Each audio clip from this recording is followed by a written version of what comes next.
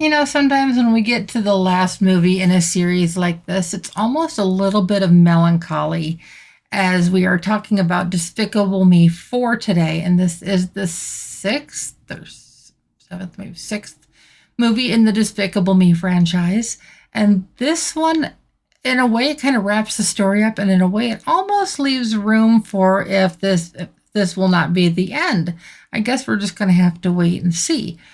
But in this one, it does something that stories like this can rarely do. It jumps around in the timeline a little bit, but it does so in such a way that it does not take away from the story. Now, we've seen Gru from the very beginning, from baby Gru on up to villain to good guy, back to villain, back to good guy. Now, if that's a little confusing, I don't mean it to be at all. But in this one, and of course, we've seen the minions go through all of this as well, and their nonsense and their gibberish and their goofiness. These are movies that I don't even know if it's possible to watch these and not smile, not laugh, not find some enjoyment in this. But this one maybe gets a little bit more serious, but in doing so, it almost redeems itself a little bit from at least some of the other directions that some of the other stories have gone in. Now, if you have not seen the other ones in a while, that's perfectly fine. This one will refresh your memory on a lot of the journey that you have come to love. And of course, we see Gru and we see his wife, Lycee. And of course, we see the girls. The girls have been an integral, I cannot say that word today, part of the process since the beginning, with only missing them in just a couple of the movies. And I'm sure by now you know which ones they are. So I'm hoping that you're having fun with this. I know I am. But in this one, we see Gru going against an old rival in a way that we have not seen before. And in doing so, he ends up in witness protection. Well, of course, it's not just him. It's him and Lycee and the girls and the newest member of their family. And of course, this movie is safe for children, as always, as all of these movies are. This is one that if you're a fan of the franchise, this would be great for movie night and all of that.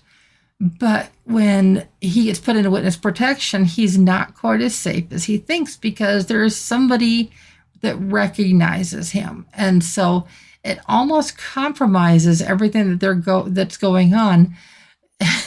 But it does so in a hilarious way. Now you may be thinking, okay, how can they address witness protection and make it kid-friendly? Well, only with being with the minions could they do something like that and make it stretch out over the time frame, and with all of the references from their lives together and Gru's life. So there's a lot of 80s references. There's a few 70s references. Of course, the girls bring a lot of different references as that as well. It's goofy. It's heartwarming. It is just plain silly, but that's what makes it special. And this one does go a little bit deeper into the storytelling and a little bit deeper into the family bond and what it really makes a family. Because there's a couple people with the new family that don't necessarily get along the greatest. Now, I won't spoil that for you. You'll have to find out for yourself. But it's a lot of antics. It's a lot of just goofiness. It's a lot of friendly, silly suspense. So there's a lot of suspense that's going on here, but not in an intense way at all. I mean, this is just, it's stupid, but in a good way. It's a good stupid, if that can even be.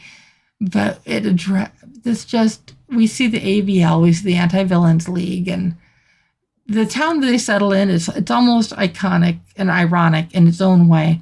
The town is called Mayflower, and historically, the Mayflower, the people got on board and they went to start a new life. Well, I think that's kind of the whole thing here is Gru and Lycee are trying to start a new life together in this new area.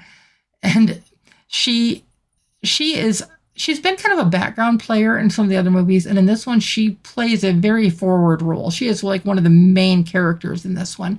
So that's been kind of nice to see. It's nice to see her character development a little bit more on that. So if you love Lycee not that I love Lycee the traditional sense, but if you love this Lycee, this is one that you're going to want to check out too, just because the development of her character has come a long ways. And I love seeing her in such a family friendly, forward role. Try to say that 4 times fast. I barely got that out the first time.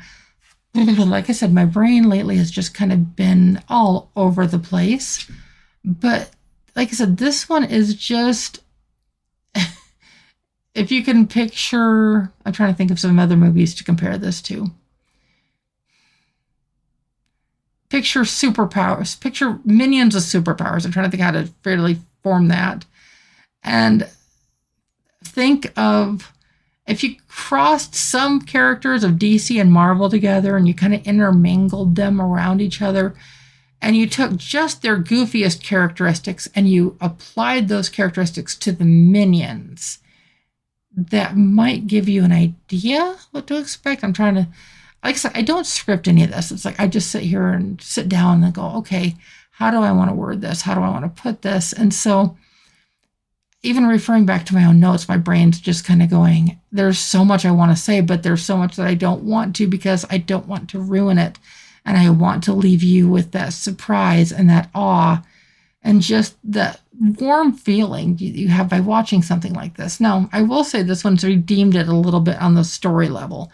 This one has earned a whole 6.0 out of 10 on the Deputy scale. So just a straight 6 score. And of course, innocent as it gets. All of these movies are kid-friendly, 110%. So I'm sad that actually, like I said, this is the last one, at least that we have as of now. If there's ever another one, of course, I will bring that to you as well. But as always, I hope that you are having fun with these. I know I am. And I hope that you hit the like and subscribe button so that you are notified when the newest reviews of even these older movies go live. So like I said, I'm always having a lot of fun with this. So I hope you are too. And I will be back soon. Bye-bye.